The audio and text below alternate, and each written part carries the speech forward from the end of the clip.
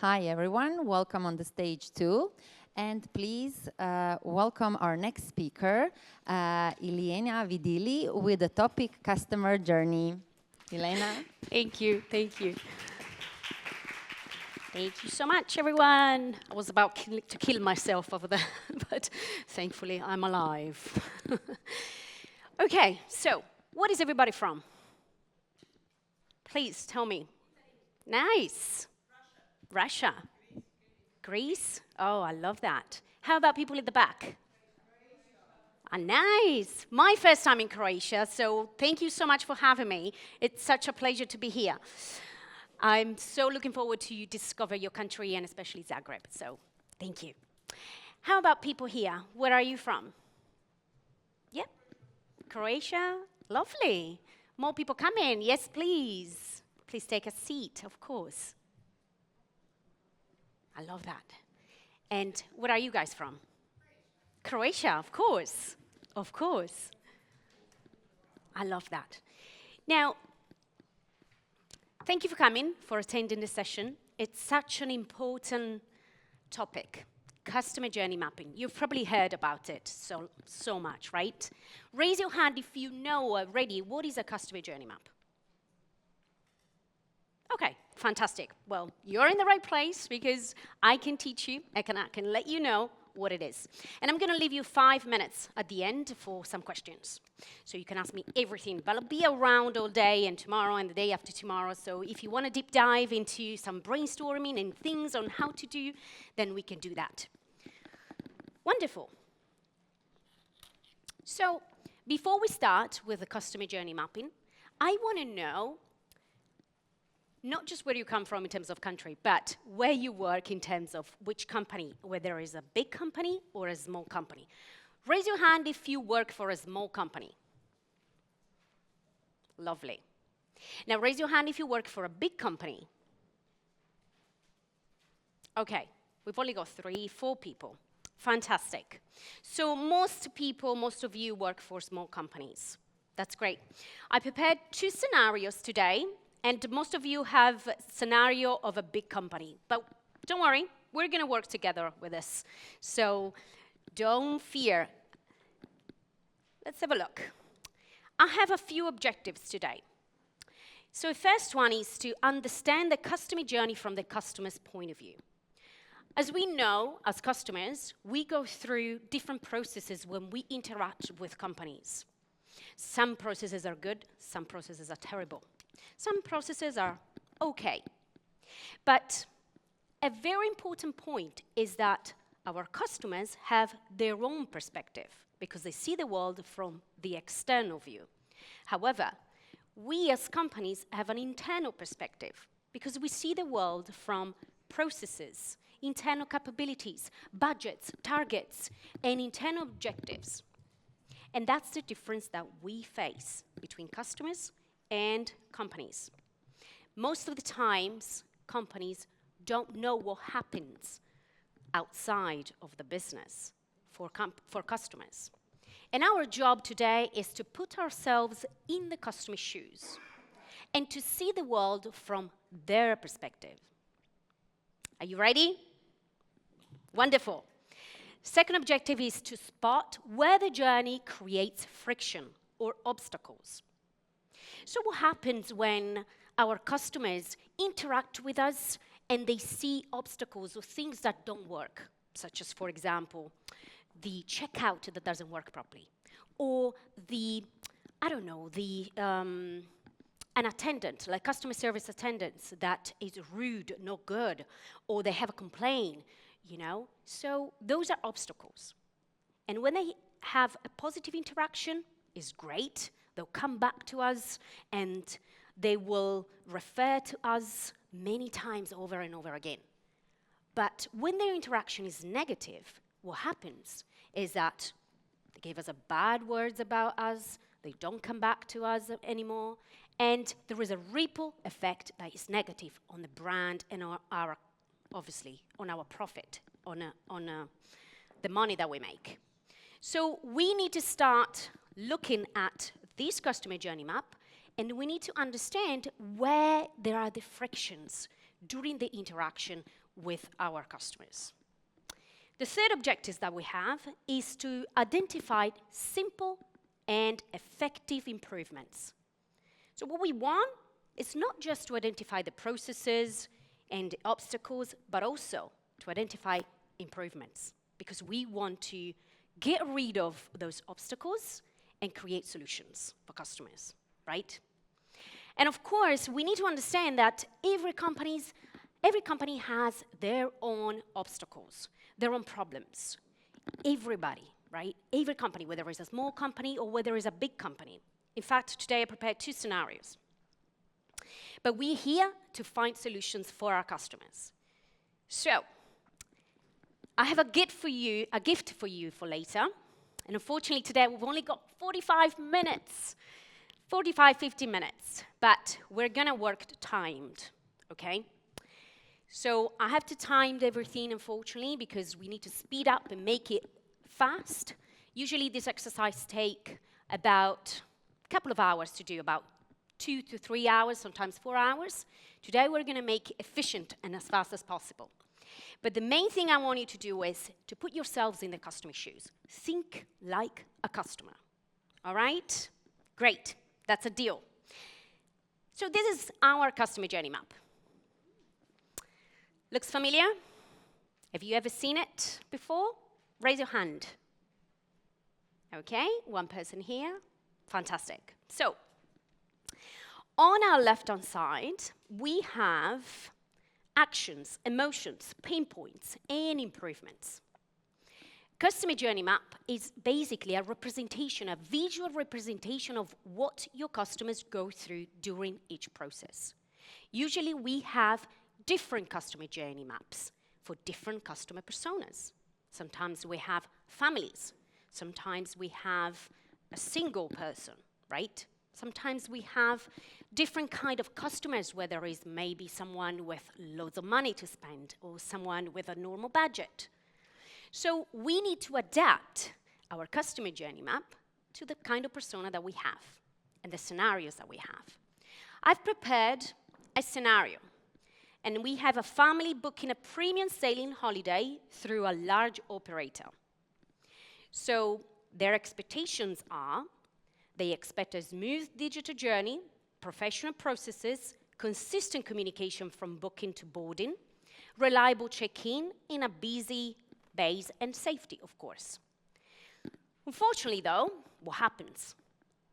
Big companies have their own problems. Why? Because their online booking, of course, they have many teams.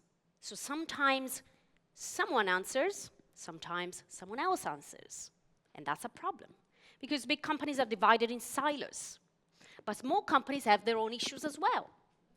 Sometimes small companies don't have enough people to answer, so the customer gets there waiting.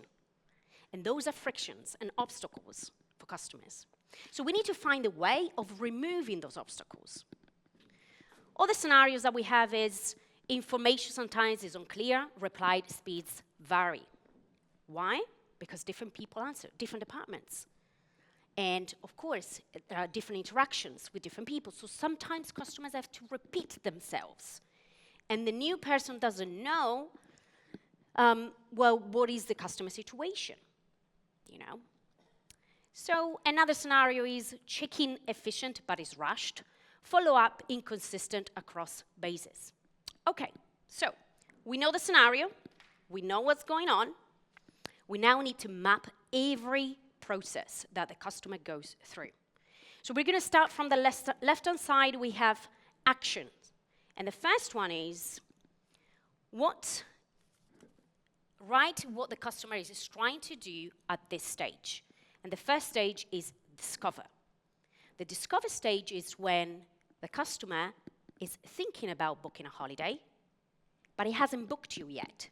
So he's searching, right? And it's probably interacting with your website or going to your stand to check, ask prices, etc. So that's the first stage. So we're going to work in rows now. So for the first stage, what does this family do? Actions. The second is emotions. What are their emotions based on the actions? Good emotions? Bad emotions? Are they angry? Are they sad? No expectations here? Then we have the pain points. What are the kind of pain points that they found during the interaction of this stage of the discovery? And the last one, when we find the pain points, we need to find improvements. Okay? Any questions so far? Good. So we've got 7 minutes to do the first stage. And we're going to interact here, okay? You're not going to do it on your own, but you can write down if you want. So we're going to interact, and I'd like to know from you, I'm going to put a timer, sorry. So here we go. Okay, so we've got a family. I'd like to elicit from you the first actions that they do. They need to discover you. So what do? Do you think? Raise your hands and tell me. They Google you, or they Google the website? Fantastic. So they Google you. Please.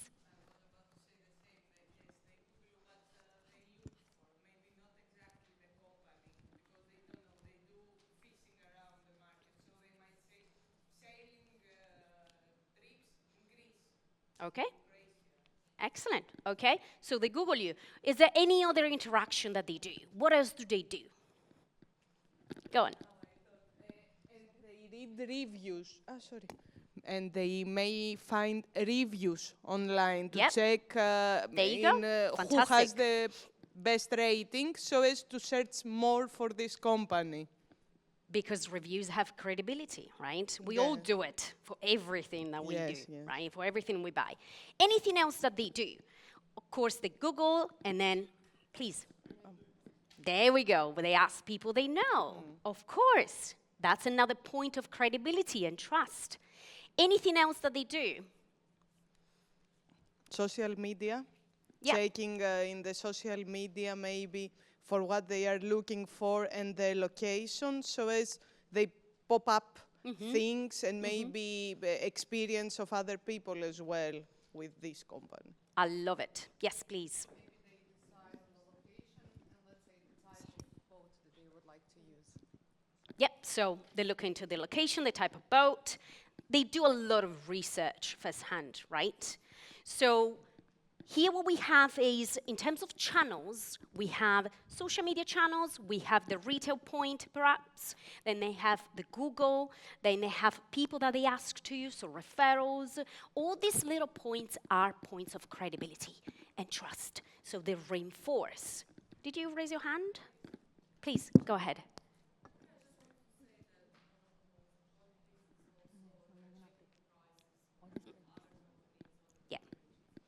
That's a very good point. So they do a comparison between different prices, right? Okay, fantastic. What do you think are their emotions here? Please, Sarah. Yes. Thank you. They are very excited. They're going on holiday. They're excited. They're searching. They're looking, you know. Anyone else? Does anyone else have? Please. When you try, might also be a bit lost, because when you start the project and you don't know from where to start, you are in a bit of discovery mood, but also might be a bit stressed for what I'm doing, what is the step, how to search. What do I have to do? Yes, there exactly. You go. Fantastic, excellent. But there's one thing. The thing is, emotions change based on what we read, what we see, and what we hear. Maybe we want to call the company before going ahead and booking the holiday because we have questions. So based on that interaction, then our emotions change, right? Okay, normally though, as we are in discovery mode, we are excited. Of course, we're going on holiday. So let's move on. Now, any pain points that we find here? Remember that the scenario says to us, online booking with several teams is involved, so there are different people here involved. You might call one day. One channel can be that you call the company to ask prices and to ask what's included. And maybe you want to call again to ask another question. And maybe you have completely different interaction. So one day is good, one day is bad, right? Another scenario that we have here is information sometimes is unclear, replied speeds vary, check-in efficient but is rushed, follow-up inconsistent across bases. Okay, so I want to know, what do you think are the pain points? This is a big company. Please. Please. Okay, yeah, inconsistent service between teams, because one day answers someone and the other day answers someone else. But if it's a small companies, what we have?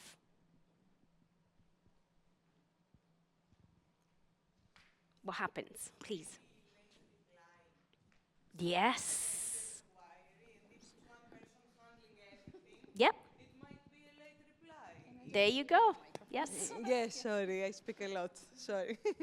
Yes, so it might be a late reply, and by this time losing, the client will already send to someone else who replied first or followed up first. I love that. Let's remember that customers have their own expectations. And one of the biggest expectations for everyone is speed. We all want things fast. We want companies to be there and to be upbeat, you know, to answer us fast. Okay, any pain points that we find, whether it's a small or a big company? What do you think? Any other pain points here? What it might be. So if we phone someone on the phone, if we phone the company, for example, maybe someone over the phone is not so happy. It's a little rude, you know, and it's rushed, their answers. And they don't fulfill our expectations of understanding fully what we need. That's another pain point. Any other pain point that perhaps you see in your own company that you might think, oh, we've got to fix this? What could it be? Sara.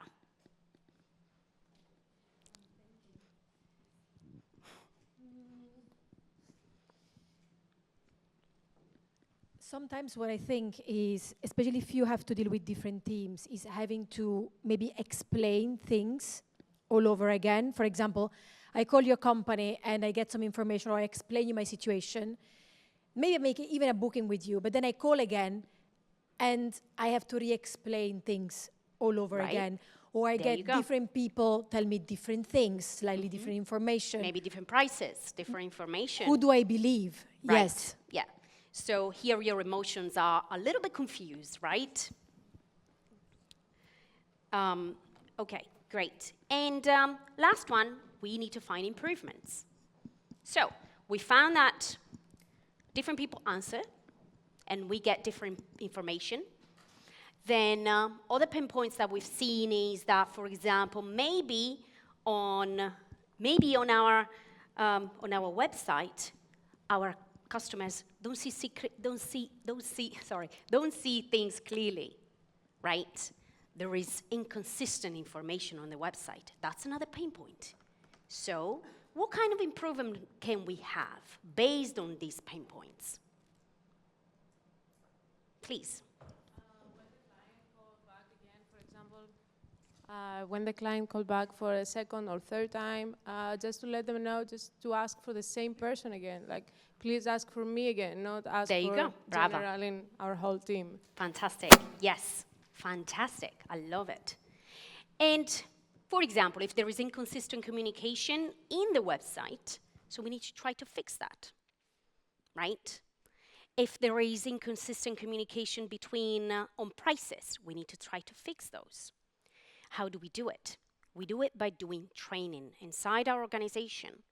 And because everybody needs to be aligned, right? Everyone in the organization needs to understand how to serve the customer.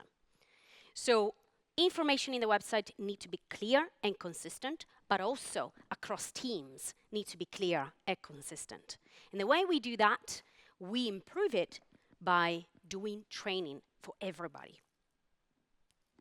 Any other improvements before we move on? Please, Irene.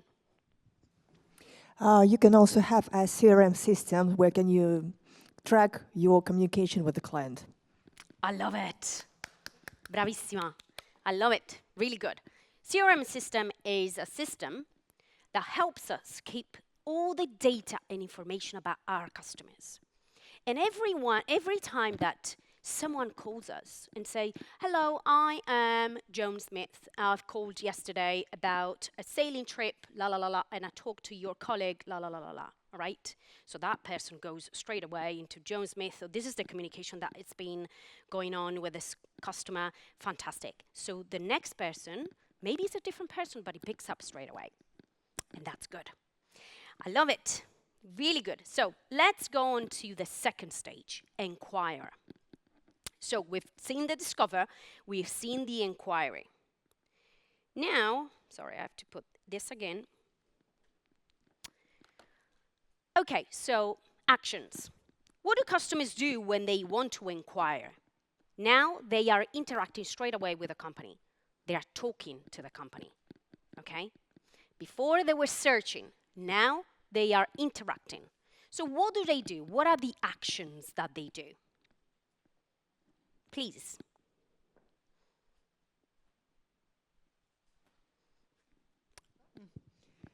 They send their inquiry via email or Yeah. they call directly, so they set up the first details that would be dates, location, how many people on board, need a skipper. Love the, it. The base of the request, Yes. let's say, yes, the So- base communication. Thank you. I love it. Any other channel that they might get in touch with? Website, okay. Emails, maybe a chatbot if you have it. That's another channel that we need to optimize. Another channel is social media. Loads of customers today want to talk to us through social media because remember when we said they look in social media if there is a presence, you know, of us. So while they're there, they start talking to us there. And we need to be there, and we need to be available, we need to be responsive. They call us. Any other channel, do you think? What else do they do? WhatsApp? I love that. Yes, WhatsApp is another channel. Loads of people want to text and chat. This is one of my favorite way of communication with a company because I want things quickly. So WhatsApp is a quick way of getting answers, right? Okay, good. Now, let's move on to the next one is emotions. What do you think are the emotions here in the inquiry stage?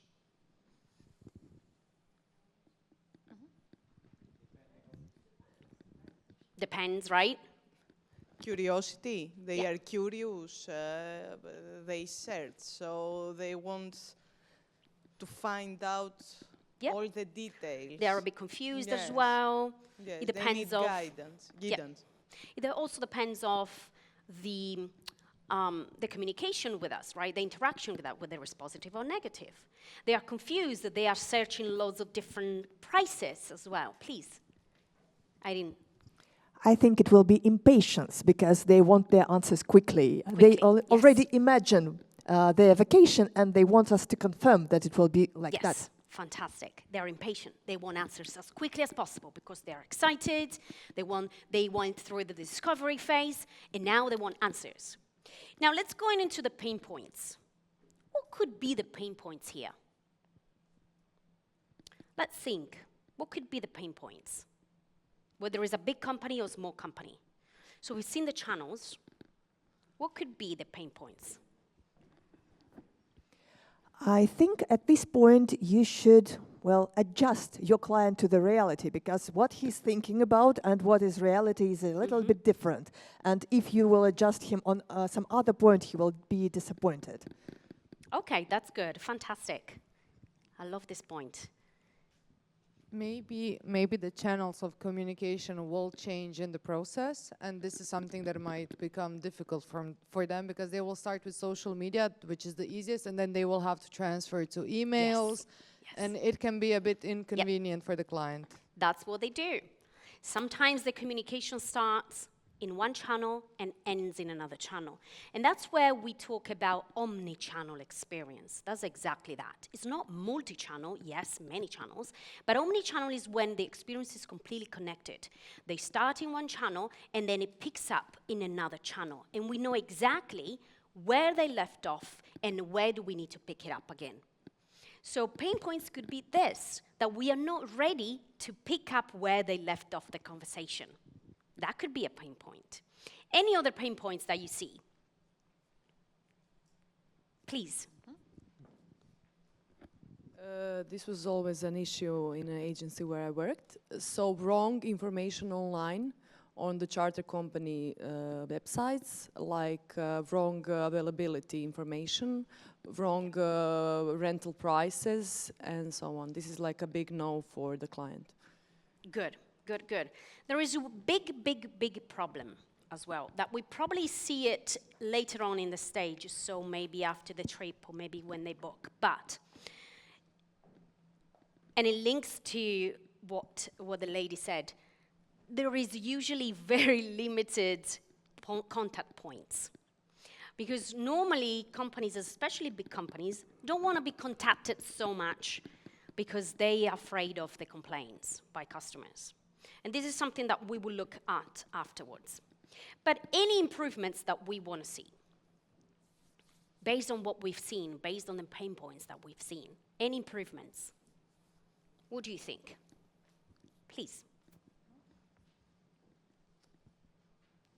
Clear communication rules. So that, let's say, on website or on social media, that the person is suggested to the right place where they should contact for certain inquiries. So let's say, if you cannot resolve your customer support questions on social media accounts, then it should be, you know, written somewhere. If you have these and these issues, you can contact here. And also, if you want to do a booking, then contact there. So I think that this removes a lot of these constraints. And also, let's say, the pains that the customer has in the end, because if he feels like everything is not resolved timely, but maybe he's just going to wrong sources. Fantastic. I love it. Anything else? Any other improvement, do you think? Thank you. In terms of these negative sides and the problems of prices and availability, I would say that a really good thing to keep the customer is to give them additional discount. Okay. So this is something that can keep the customer. Right. So when we have a problem and then the customer complains, then we give them a discount. Is that what you're saying? Okay, that's a good point. Yes. But let's imagine that. Let's imagine that we give money to all the customers that are not happy. We're going bankrupt tomorrow. So instead of doing that, why don't we fix the issue at the root cause? And I think that's a much better kind of mindset change. Please. Sorry, Irina. I want also to make point that if we give a discount to a customer, next time he comes to us, even with a positive experience, he will want that. Yeah, I agree. You'll expect it. Yeah. I think a proper solution requires a lot of restructuring inside a company that is very timely and very costly, and this is why people tend to avoid it and then rather go for the discounts, even though it's a totally wrong approach, You're but right. realistically we're all doing it. You're right. But customers are not forgiving always. So they might forgive you today, but they might not come back. So why risk it? Why not fix things before they don't come back, you know? I know it's timely, it's costly, but it's something that it doesn't, what I say to my clients is, don't do it overnight. You won't be able to boil the ocean straight away and to do a massive transformation. But let's do changes, 1% little changes every day. And you see the change in customers, and they will notice. But let's move on, sorry, let's go on the third stage, on book. This is the time that they will book with us, all right? So this is the time that they actually press the button, buy. And Let's do, what do they do? What are the actions that they do? So they are on the website, and they are about to book. What do they do? What are the things that happen there? They press the button, okay, fantastic. Any other things that they do? They pay, right, okay. Cool. These are mainly the things that they do, right? Sometimes it happens that they go back on the homepage and I'll do it later, right? Sometimes it happens. They are in the page and then they go back in the homepage. Do you know what? Actually, I'll do it later. Okay, fantastic. And maybe the price changes. This happens to me with Lufthansa the other day. I was about to pay, and I accidentally clicked homepage, and poof, everything changed. The price went up 500 euros, and I'm like, what? 500 euros for like 20 seconds. So I had to do it all over again and pay, of course, much more. That's a problem, and that is a pain point that we have. But anyway, so while we are there in the homepage, we are about to pay, we click in pay, any other action that we see as customers. Please. Yeah. Your communication details or the full name, or if you need to add any extras in your booking, it's in the last Fantastic. The last step that pops up any extra, so as to make you buy more when you are in the end of the procedure of the booking. Yes. Awesome. I love that. So emotions, what do we see here? Please. I would be relieved. Relieved? Yeah. I'll be afraid, actually. Yeah. No, because I get the thing done. I don't have to think about it anymore. Okay, so that's good. yeah. Love that. Okay, but Please, here at the front. I am usually, when I'm right before making a purchase, I get really uncertain, and I'm like nervously waiting for the payment confirmation that I didn't do something wrong, that I wasn't scammed. So for me, this is a tough process. Okay, that's a very good point. She's afraid of being scammed. Yeah. Please. Yeah. I would also say that people are surprised that there are some extras to be paid in the base. Right. Like they didn't expect okay. it. Surprise things added in the chart. Okay, I love that. Anybody else? What do we see? What else do we see? Please, the lady here at the front. Sometimes they also feel excitement. They want to share the news with their family, and that's good. And they are happy that they completed it. Fantastic. Yes, I love this. All right. So, pain points. What happens in this exact stage? Let's see. Any pain points that we could see?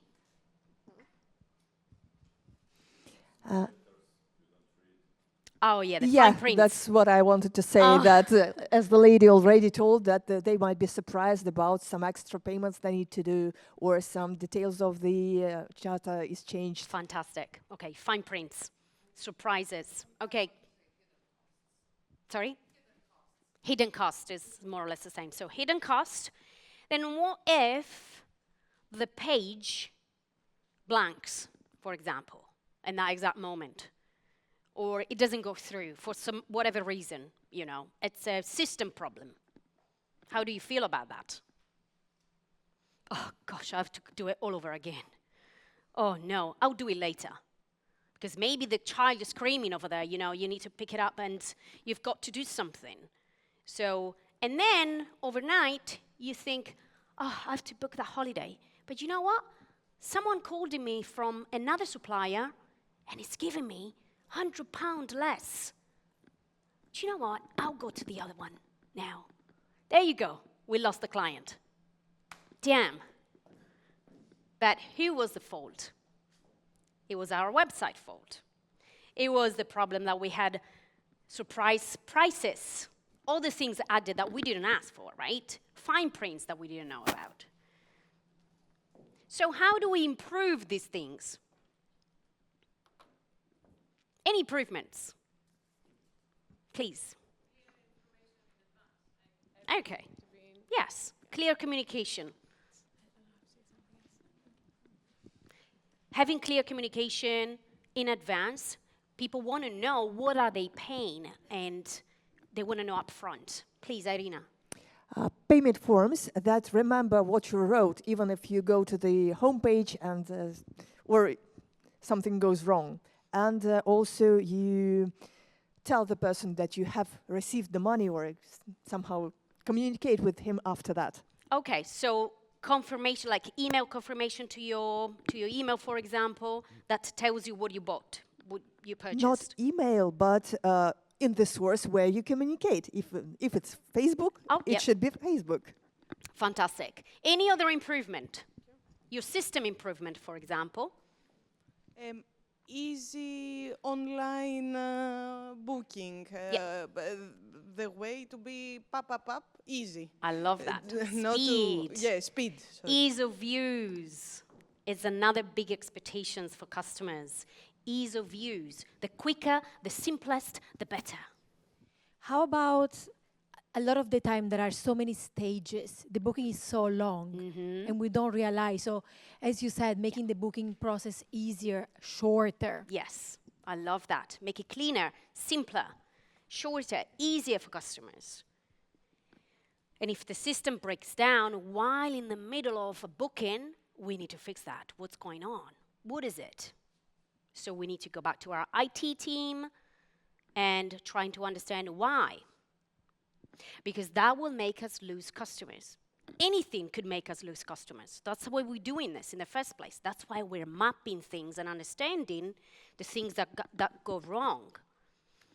Okay, let's move on. Now we are on board. We booked and we are on board. Right, what happens? Actions. The family's on board now. They have the little baby that cries a lot. So what are the actions? What do you think? What do they see? What do they feel? What's going on? Are the attendants nice people? Are they rude? Do they like the food? Do they not like the food? Is the boat speedy enough? Fast enough?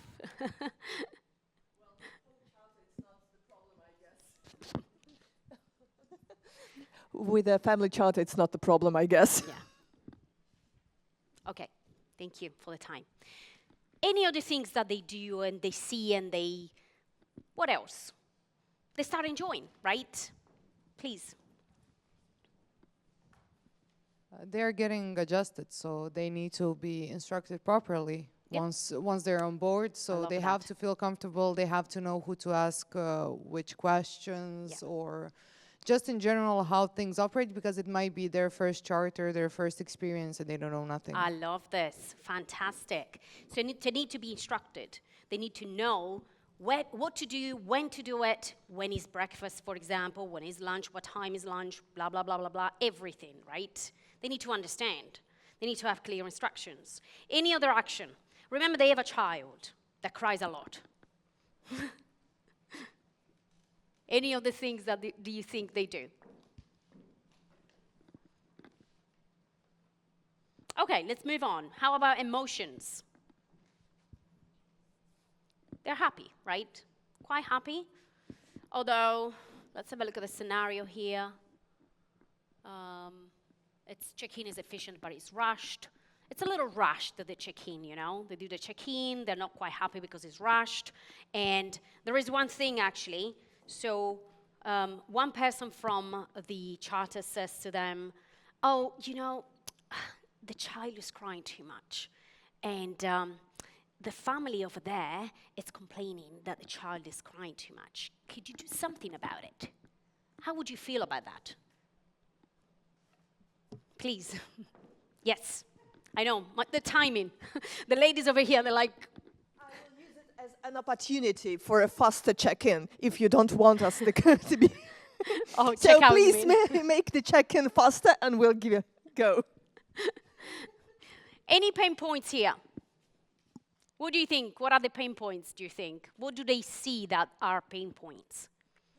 Maybe someone is rude with them, maybe they don't like the food, maybe it could be anything, right? Maybe there is not enough safety for the child. That's what they want.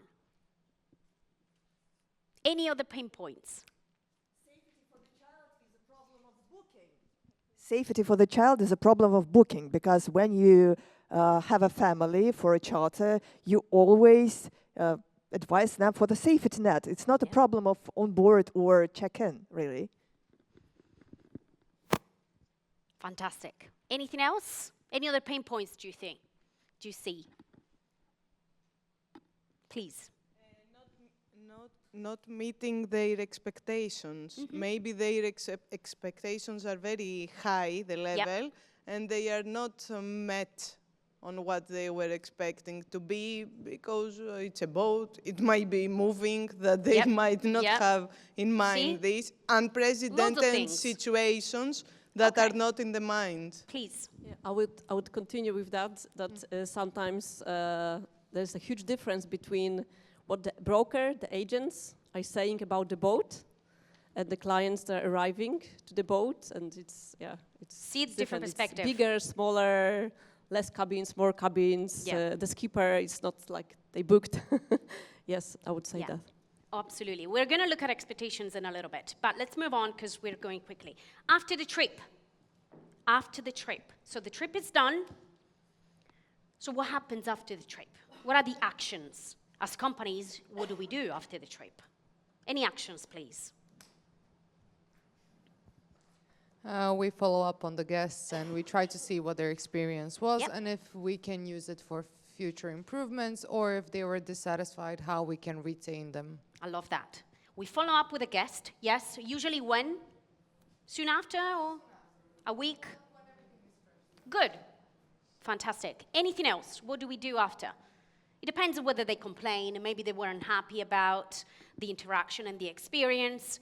Maybe they complain, right? What do you think it usually happens in your business? What do you do afterwards? Other than following up. Thank them that they choose our company for having their holidays. I think is the least we can do. And generally, if they also have a good time, it would be good to ask for a review, Google review, or to share their feedback, to help other guests. Okay, fantastic, great. But let's do that. They weren't happy with the experience, so they send a letter of complaint. What do we do then? What happened? Something happened, something bad happened. How long do we take to respond to them? It has to be a direct reply, ASAP. Even if you don't have the, to reply for a claim, you have to have the information from both sides. Of course, from the guest that will write down in detail, and the other side, that is, let's say, the provider, the base team, whoever, in terms of the complaint. Even if we don't have these details, we say, thank you, I received your email. I'm coming back to you the soonest so as to gather the necessary information. Fantastic. But to reply ASAP to them. Yes. So we reply to them as soon as possible. This is our improvement. And we make sure that they will get a proper answer maybe in a week's time. If we don't have the answer straight away, we do reply to them as well.